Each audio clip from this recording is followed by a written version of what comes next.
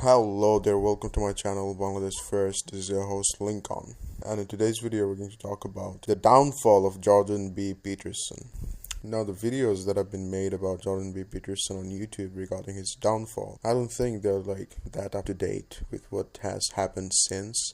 So we'll get into some of those spicy information that hence came out since there was a wave of cancellation that was directed towards Jordan Peterson. Now, let's first start with my journey that I had with Peterson. So it was first I saw an edit of Jordan B. Peterson on Instagram back in 2018 or something.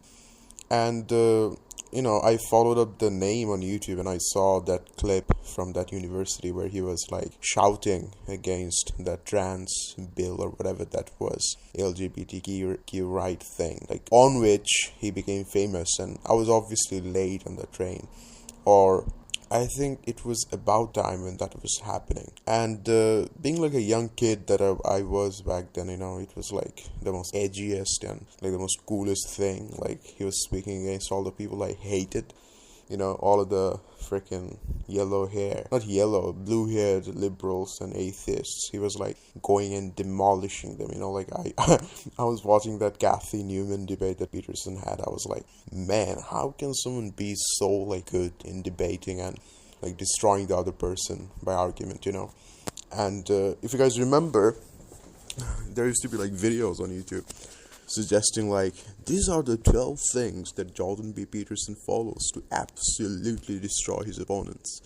And being the kid I was, it was really appealing to me, and it's a fact, all of those Sigma alpha male channels and behavior analysis type shit, 12 ways you can better your life according to James Bond or Jordan Peterson. Those far-fetched antisocial type tutorial videos, Jordan Peterson was big time into all of that, and so that was my pipeline. So I started from an Instagram ad or an Instagram video. I don't remember exactly, but then I ended up on his main channel, and I started watching his different series, like everyone does. I think kids and young adults from my generation, they can relate to this experience, how they ended up on the Jordan Peterson train.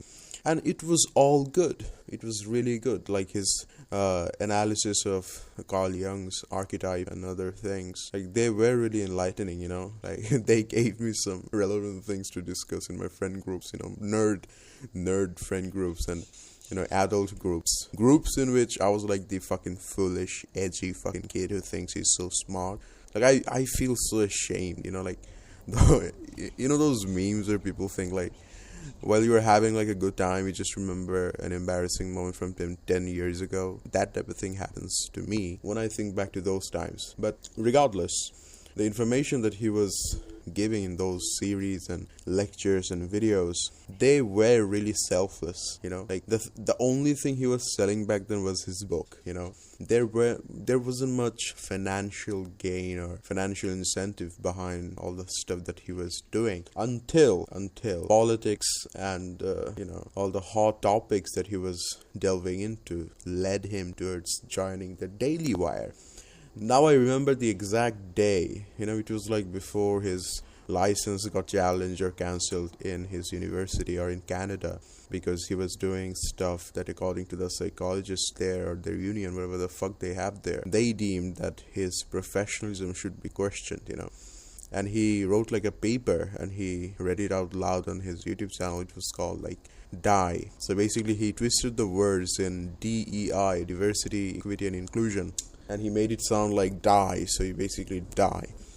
And his whole shtick was basically against that whole movement, right? And rightfully so. I still don't disagree, Although we have issues from the opposite ends now. For example, back then the far left was wreaking havoc, They were wreaking havoc back then. They were the trouble. But now you see the opposite things. The far right now is doing all the things that they complained about back then, censoring people, censoring for speaking up against a certain country and criticizing their leaders, etc. So they have become what they hated once, or at least said that they hated. So that was the trajectory of mine, like the way I followed him and ended up on that last paragraph that he had. Paragraph meaning his Daily Wire arc. Now on Daily Wire, the channel or like the company ran by Ben Shapiro and his cronies, that Daily Wire thing, like they lerped, lerping. You guys know what lerping is? Like they lerped their way to like all the populist issues. Daily Wire, they started producing like movie analysis. They were doing everything. They wanted themselves to be in every single conversation in the public sphere, and they did successfully so. And so at the beginning there wasn't much difference in Peterson's content, but slowly but surely, as the right-wing politics in America devolved and degenerated into what it is today, he himself also kind of sold out his morals. Things that he once criticized about the left, he ceased to criticize the right on the same topics, which showed his like hypocrisy, right? And people got it, like his fan following is reduced to like basically zero. No one talks about him, and more like sadly, it's actually sad, like his physical decline. Like he had benzodiazepine, like antidepressant type shit. He had an addiction to that, like medical dependency, and that has kind of like fucked his whole head. So despite being quite healthy in his age of like 80 or something, he's old as hell. He was doing well, but that freaking drug literally fried his brains out. So he's not currently active in any of his social medias, and his infamous breakdown on Twitter was something also that's worth noting. Like he got so serious and up in arms that Twitter kind of muted him because like he tweeted something about Elliot Page, an actress who transitioned into being a male. Now, his crash out, I agree with that crash out. He doesn't set a good example for a heroine, and like a good looking one at that. That transitioning thing, I don't agree with that. Like at least if you even do it, I don't see any merit in like marketing it. It's like a niche issue. Like if there's like 1,000 people, not even one in those 1,000 people would want or need a transition in their life. So such a niche thing being marketed, being capitalized. That was something that I was against. And I was with Peterson and his whole Daily Wire thing. But when the war in Palestine started, the genocide, his whole facade kind of dropped. His hypocrisy, his one-sidedness, his bias. Like, for example, I don't know if he knew, he should know, he pretends to be this like old sage who knows everything.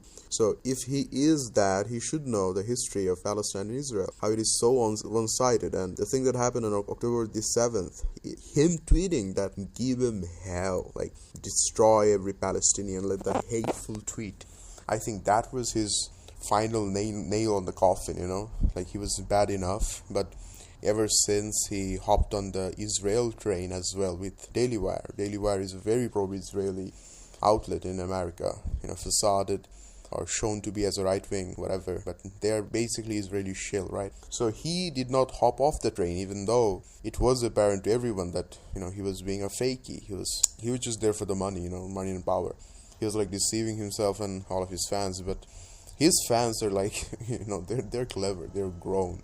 They didn't buy any of those shit, like his following, his views all went to like hell, So that's like the end of Jordan Peterson. So he sold himself out, and at the beginning though, I don't think he thought that he was going to be the person that he is today. Like no one would consciously choose to be a monster that he is today. He was loved by a lot of people, a lot of young men like me, but then he just fell off, like his message at the beginning when he was a teacher, he was lecturing and giving lectures. That was so like big, encapsulating, and so much broader of a subject that even a guy from a third world country was getting benefited by his lectures, right? Because everyone has mental issues, everyone has troubles dealing with the world. But him getting political, and that is not even the problem, but his adamant stance and like his I don't know, like borderline inhumane fixation on political issues led to his ultimate demise. And that's it, basically. That's the whole entirety of Jordan Peterson, if you want to know.